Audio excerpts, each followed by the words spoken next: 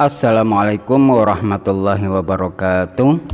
Bismillahirrahmanirrahim. Wassalatu wassalamu ala asyrafil anbiya'i wal mursalin sayyidina wa maulana Muhammadin wa ala alihi wa sahbihi ajma'in, amma ba'd. Alhamdulillah, kita langsung saja masuk ke bab tentang syarat-syaratnya wudhu. Saya bacakan dulu. Faslun syurutul wudhu asyratul Islam wa tamyiz wan naqa anil haid wan nifas wa amma yamna'u usulal ma ilal bashar wa alla yakuna 'alal udwi ma yughayyirul ma'a wal 'ilmu bi fardiyatihi wa alla ya'taqida faradan min furudihi sunnatan wal ma'u tahur wa dukhulul waqt wal muwalat lidaimil hadas. Adapun syarat-syaratnya wudhu itu ada 10. Yang pertama harus Islam.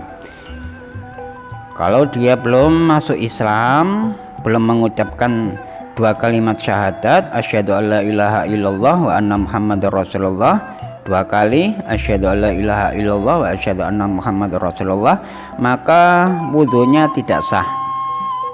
Kemudian tamyiz yang kedua yaitu tamyiz. Apa itu tamyiz? Tamyiz adalah orang yang sudah bisa membedakan mana yang baik dan mana yang buruk. Bisa kita sebut dengan pandai.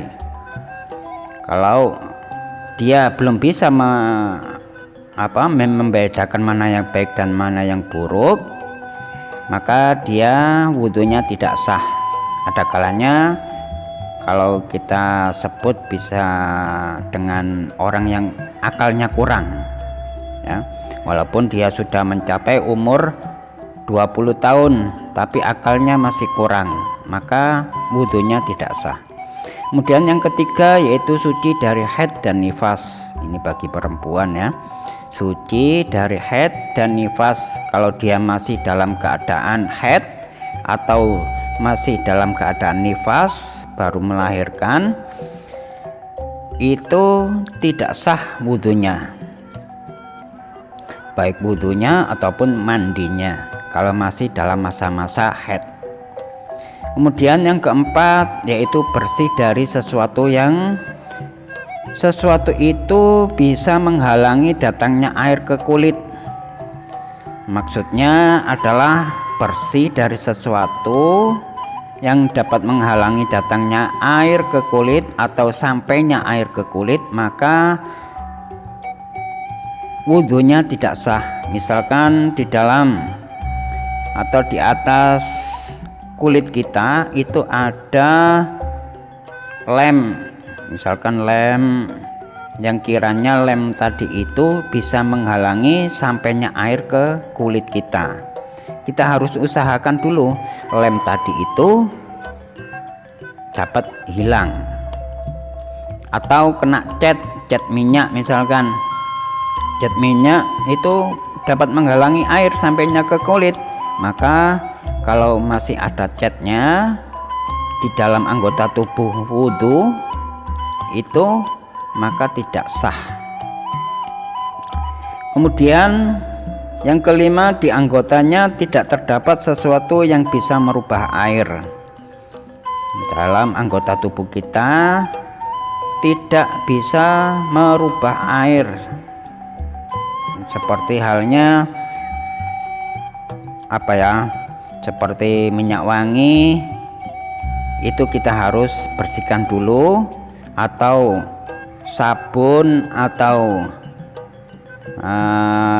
pokoknya sesuatu yang dapat merubah air itu kita hilangkan dulu, sehingga air yang suci tadi itu sampai ke dalam di atas kulit kita. Kemudian kita nomor 6, kita harus tahu akan kefarduan wudhu. Apa saja fardunya wudhu? Kemarin kita sudah bahas. Fardunya wudhu itu ada 6, yaitu yang pertama niat, kemudian membasuh muka, yang ketiga membasuh kedua tangan sampai ke siku-siku, yang keempat mengusap sebagian dari kepala, Yang kelima, membasuh kedua kaki beserta dua mata kaki. Yang keenam, tertib atau urut.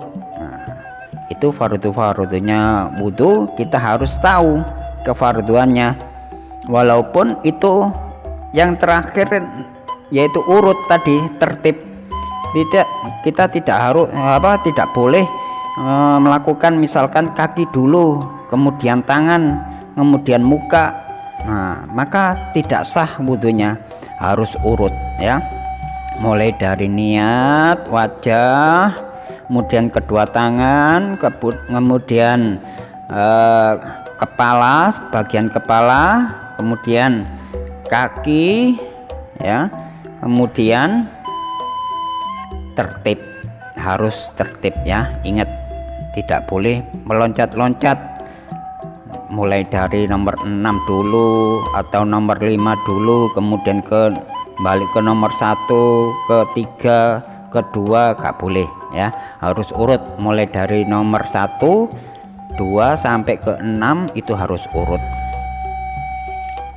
Kemudian yang ketujuh yaitu tidak mengiktikadkan fardunya wudhu sebagai hal yang sunnah. Maksudnya yaitu meyakini adanya fardu wudhu. Misalkan tangan ini hukumnya wajib untuk dibasuh. Kalau kita beriktikad atau berkeyakinan bahwasanya membasuh kedua tangan ini adalah hukumnya sunnah, maka tidak sah. Jadi kita harus beriktikad fardunya wudhu, yaitu meyakini kefarduan wudhu yang saya sebutkan tadi, mulai dari niat sampai tertib tadi ya. Kemudian yang kedelapan yaitu airnya harus bersih ya, air harus bersih. Kalau kotornya kotor seperti kotornya lumpur, tidak masalah ya. Seperti kita ada di sungainya besar, tapi airnya itu tidak jernih, tidak tidak putih bening, airnya berwarna coklat, tidak apa-apa ya. Yang penting tidak merubah air dari jenis kesuciannya. Kemudian yang ke-9 yaitu sudah masuk waktu sholat. Nah, sudah waktu sholat ini untuk orang yang selalu berhadas ya, hanya untuk berlaku kepada orang yang terus menerus berhadas. Dapat 5 menit misalkan itu kencing keluar ya, kencing ataupun berak atau yang lain, terus menerus berhadas, misalkan punya penyakit kentut, nah, dapat 5 menit, dapat 10 menit, ngentut lagi terus-terusan. Nah, orang yang seperti ini maka wajib bagi dia untuk berwudu setelah masuk waktunya sholat. Misalkan waktunya zuhur, ya setelah zuhur kita harus bersuci atau berwudu. Kemudian yang terakhir yaitu terus menerus bagi orang yang tidak pernah berhenti hadasnya, hampir sama dengan yang tadi ya. Jadi terus menerus bagi orang yang tidak pernah berhenti hadasnya. Misalkan suka kentut terus ya, dikit-dikit kentut, ada ya orang seperti itu ya, ada ya orang yang dikit-dikit keluar air kencing, misalkan paling sedikit 1 tetes 2 tetes, sering begitu karena punya penyakit. Nah, orang seperti ini harus berwudu setelah masuk waktunya wudu, masuk waktunya sholat. Sudah waktunya zuhur, setelah azan zuhur misalkan kita berwudu ya. Misalkan masih tetap keluar kentutnya atau air kencingnya 1 tetes 2 tetes, tidak apa-apa ya, dimakfu. Ini catatan bagi kita bahwasanya Islam itu adalah mudah, tidak mempersulitkan ya. Nah, sekian dulu yang dapat saya sampaikan, mudah-mudahan ada manfaatnya. Wabillahi taufiq wal hidayah wal inayah. Wassalamualaikum warahmatullahi wabarakatuh.